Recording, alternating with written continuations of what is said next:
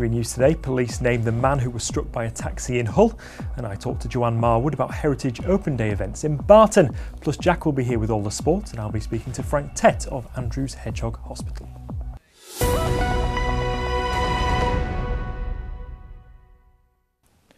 But we'll start with the breaking news in the last hour that a planning application to expand Kingswood Retail Park has been refused. The decision will now be appealed by the developer's Kia Group. The plans would have seen a £32 million investment in the site. The Hull man who died after being struck by a taxi last week has been named. 79-year-old Raymond Carter of Bransholme was on Ferrens Way when the incident happened at around 4:45 p.m. on Sunday the 27th of August. He died of his injuries a day later. Humberside police say he'll be sadly missed by his family and that he was a well-respected man in the community. Meanwhile, police want to speak to a driver who witnessed an assault in Grimsby. A man and a woman were involved in a verbal and physical altercation on Devonshire Avenue, just off Wheelsby Road, again on the 27th of August. Humberside police say the man was arrested, but that they now need to speak to the car driver, who they believe saw the incident and shouted at him. This week sees thousands of properties, businesses and attractions swing open their doors to the public for the annual Heritage Open Days events. Tomorrow you'll be able to hear from John Netherwood from Hull Civic Society to hear about what they're offering in the city's special year. But earlier on I caught up with Joanne Marwood, who's been telling me what Barton has to offer when its events get underway tomorrow.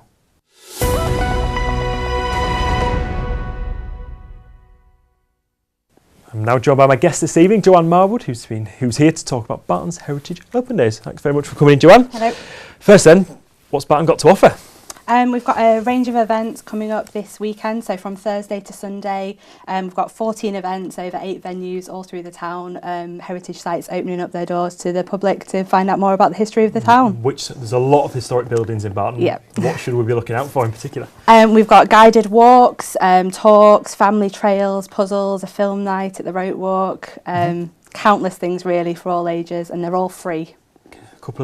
Tell us about a couple of the places that have been we've got at the Rote Walk we've got a heritage film night, which is a chance to find out about Barton's industrial history, so some heritage films from the archives. We've got a family trail, a hidden histories trail all around the town with costumed characters, and we've also got comic capers with Desperate Dan. So Ken Harrison in Barton, who is the illustrator of Desperate Dan, is doing signings. I remember you told about talking about childhood comics. There are quite a few things going on. For such a small place as well, there is such a lot to look at, isn't there? Yeah, there's a real host of things going on in Barton, and not all of them are open to the public all year round. So it's a real chance for people to find out more. Coming up this weekend over 4 days. Okay, with all the different towns that do in Heritage Open Days, the booklet is key, isn't it? Yeah. How can people get hold of it? So there's loads of things going on. As I say, they're all free of charge, but to plan your schedule, you really do need one. You can get them online. If you go to www.ropewalkmuseum.co.uk, there's a digital copy completely free. More history now, and the remains of King Henry VIII's Hull Fortress are being uncovered this week as the site of the South Blockhouse near the Deep is explored. 2 trenches have been dug to try and discover the secrets of the 16th century structure, which was built to try and defend the east of the city. Ken Steedman works for Humberfield Archaeology and is the project manager. He explains what's been found so far. As you may see behind you, we've got brick floors, we've got substantial thick walls surviving, so yes, it's as we expected, and it's as close to the ground as we thought it would be. Well, it's revealed. We knew that he was a very hands-on royal, and he wanted to get involved in defending his realm. And when he visited Hull, he appreciated that there was a weakness on the east flank of the city, and he ordered that this set of fortresses, the castle and the 2 blockhouses with a linking wall, were built down the eastern side of the Hull to defend particularly the port side, and with the advent of artillery to actually be able to defend the town against artillery attack. We did some work here in the 1990s before the Deep was built, and we established that the South Blockhouse survives very well, fairly close to the surface. As part of the 2017, we thought we'd take the opportunity to publicise the monument and how well preserved it was and do some more work. So hence the trenches we've opened this week. I'm now joined by my guest this evening, Frank Tett of Andrew's Hedgehog Hospital. Thank you very much for coming in. Thank you for inviting me. Not a problem. Tell me then a little bit about what your grand plans are for the hospital, what going forward. Well, we've grown out of our home, where we run our hospital at the moment. And where's that? Just for people that don't know.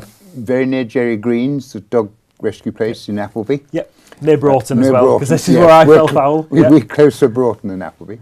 And my wife very, very plaintively last year said, can I have my house back? When I looked around, the only room that's not being used, I think, is the bathroom. So we decided that we would like to build a permanent hospital. Yep. We approached the Elwes family at Elsham Hall, Okay. who are very wildlife concerned, and they very, very kindly have agreed to allocate an acre of land on their site so we can build a permanent hedgehog hospital. This is going to be, our architect has designed it so it's been as close to carbon neutral as possible. It'll have all the facilities, veterinary, etc., etc. Cost around about £150,000 a year to run, so we've got to raise that money on an annual basis. To build the hospital, we're aiming to get it up and running, fully equipped, for £350,000. And we need... That sounds like a task. And we've got 2 years to do it. Okay. I can't say how excited I am, because as successful we are from working from home, we haven't got the facilities and we can't save every hedgehog. The average hedgehog rescue centre around the country, the amateur ones, they have a 45 to 50% success rate, right? Last year we had a 61.7% success rate, so we were clever. We were quite proud of ourselves, but the two main wildlife hospitals, Vale in Tewkesbury and Tiggywinkles, which a lot of people have heard of in Aylesbury, have 85% because they've got the facilities there. And as this marvellous little animal, who is absolutely the most endearing animal you ever come across, is in the process of becoming extinct, we have lost 29 out of 30 million hedgehogs in 50 years. Okay, so just briefly then, obviously we need to make sure the hedgehogs don't come to see you. That's the point. What should we be doing to make sure we are looking after these animals? Make your garden hedgehog friendly. We say don't make it a green desert. Have rough areas. So, because they love smashing around in leaf litter. We all know they like slugs and snails, but they're mainly insectivores. They eat insects. Make sure they can get from garden to garden, because a hedgehog needs room to roam. And it only needs a 5-inch hole. If you've got these fences up with concrete bottoms, just dig a little hole underneath. The dog won't get out, but the hedgehog can go. We put an electronic tag was put on a hedgehog, and it went off every night from her nest, and she went in a circle, visited 20, 25 gardens. It's incredible. And worked nearly 2 miles. You don't expect that. You don't expect that at all. So briefly, and just to wrap up, how should people get in touch with you if they want to offer support? Hopefully financially, of course. Any support. We have a wish list on our Facebook page.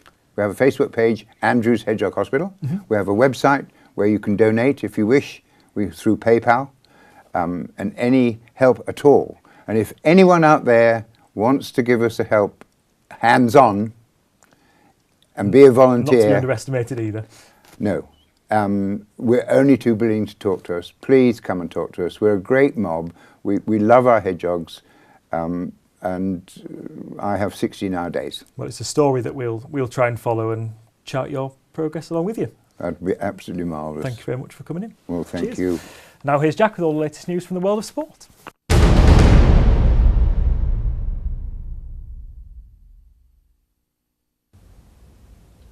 Hull FC's Double Challenge Cup winner Steve Michaels will leave the club at the end of the season. The 30-year-old winger has scored 30 tries in his 3 seasons in the East Yorkshire.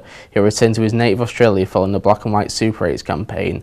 A number of youngsters have also been told they're free to leave at the end of the year. Connor Bauer and Jack Ray are 2 of 4 that will be moving on, and you'll be able to hear from Lee Radford tomorrow. Hull City's David Myler played 79 minutes of Republic of Ireland's World Cup qualifying defeat to 10-man Serbia last night. The midfielder featured in a side that also featured 3 ex-City players. Former Man City defender Alexander Kolarov scored the only goal. Elsewhere, Tigers' new boy Fikayo Tomori made his England under-21 debut. He played the full game of their 3-0 win over Latvia in Bournemouth. North Ferriby United remain bottom of the National League North after losing 2-1 at Boston United last night. Goalkeeper Ross Durant, who joined the Villagers from the Lincolnshire club in the summer, again impressed in vain. Joe Pugh had given Ferriby a first half lead, but the game was lost in added time at the end of the second period. The Villagers now have just 5 points from their opening 9 games, and that's all for the sport.